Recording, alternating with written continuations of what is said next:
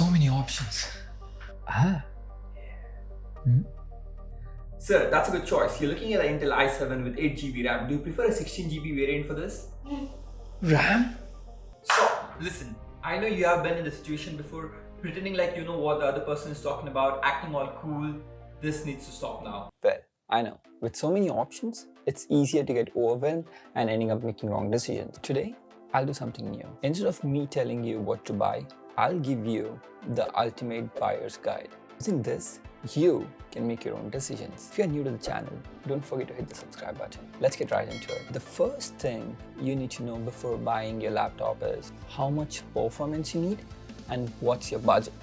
These two factors will decide what kind of laptop you're looking at. Just be honest with yourself.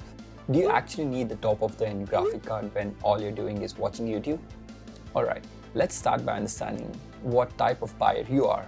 Basically, there are three types of buyers. The first one who wants it for entertainment, and the second one who wants it for school or for work and play games when they are bored, and the third one are the serious gamers and the creators. If you fall under the first category of people, I don't want to be rude, but you don't actually need a laptop. You just want a laptop. The internal graphic card which comes with your computer, it does everything you need. Personally, if I wanted to buy a laptop just for entertainment, I would go for something which is on the sale. Most of the people fall under the second category. You might need a laptop for school or work and you want to play games occasionally, you might need an external graphic card. In that case, I would suggest something which falls under the lower spectrum of graphic cards. You can buy a decent graphic card like NVIDIA GTX 1650 or RTX 3050, or even stretch it to RTX 4050. Above this category, things starts to get complicated, way more complicated than you can think. It's not about the GPU or the CPU anymore. The model of GPU you choose will have less impact on the performance than the cooling and the power delivery of the overall system. I don't want to go into all the details in this video right now, but you got the point, right? Hold on.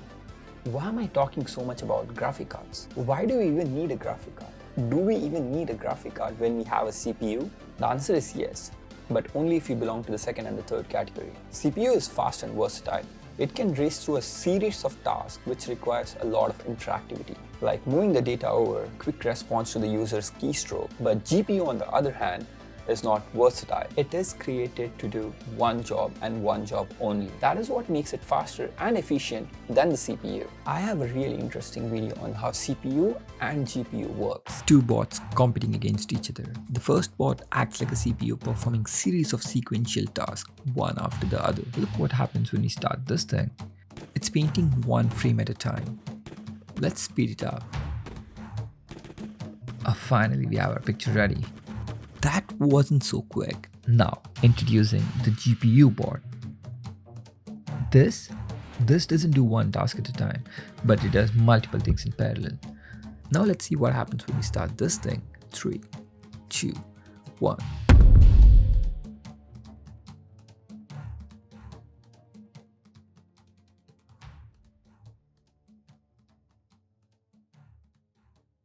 Now we know about the graphic card. Let's talk a little bit about CPU.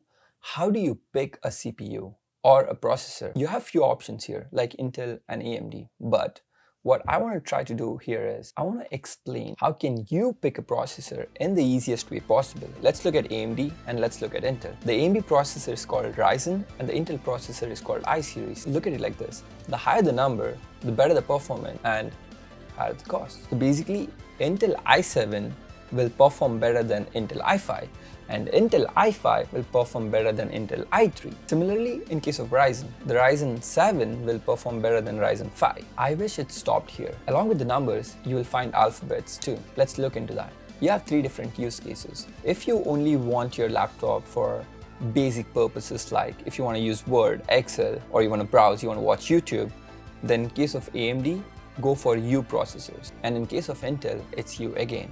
And if you belong to the second category, which is casual gaming or for work or school, then you can buy something AMD, it is H, and in case of Intel, it is P.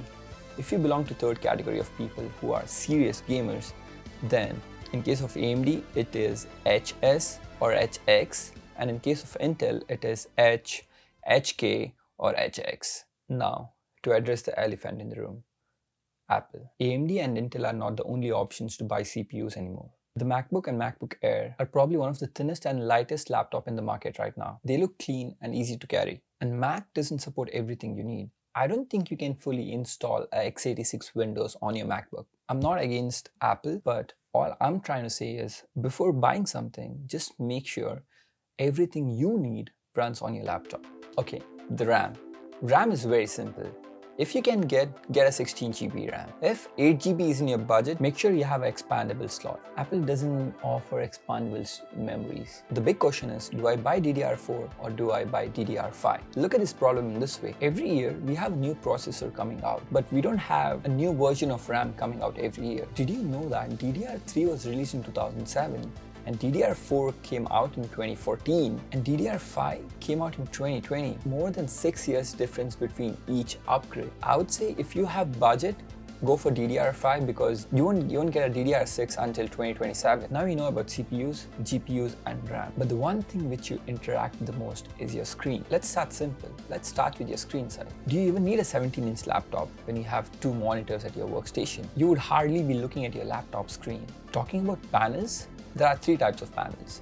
The TN panel, the IPS and the OLED. Panels comes in 2 different types, glossy and anti-glare. The glossy panel looks really good, but in real life, you would end up with a lot of reflection. I would personally suggest to go to the store, look at the display and see what kind of display you like. And if you have a 4K display on your laptop, your battery will also take the hit. The other thing which I want to talk about are the ports. Ports are one of the underrated things before buying a laptop. You need to make sure what kind of ports your laptop offers. I wish my laptop came with the SD card slot. The last point I want to discuss is your internal storage. Instead of buying a traditional hard drive, I would suggest to go for a SSD, which is way faster than the traditional hard drive. I personally have a M.2 SSD on my laptop. I would suggest going for a 1 TB hard drive. If not, go for an expandable one. And again, I don't think Apple offers great options. The other thing which I did not mention is keyboard and the trackpad. It is more of a touch and feel thing. Go visit the store to see how it feels. Thanks for making it till here. I have a bonus tip for you guys. Don't be obsessed with one spec. Manufacturers might be selling their laptop with just one spec, making you believe that that is the only feature you need. Don't fall for this trap. Make a list of laptop you need based on your requirement. Watch review videos on YouTube for every single laptop before buying them. Always try before you buy. I appreciate it for making it till the end of the video. Till then, keep thinking.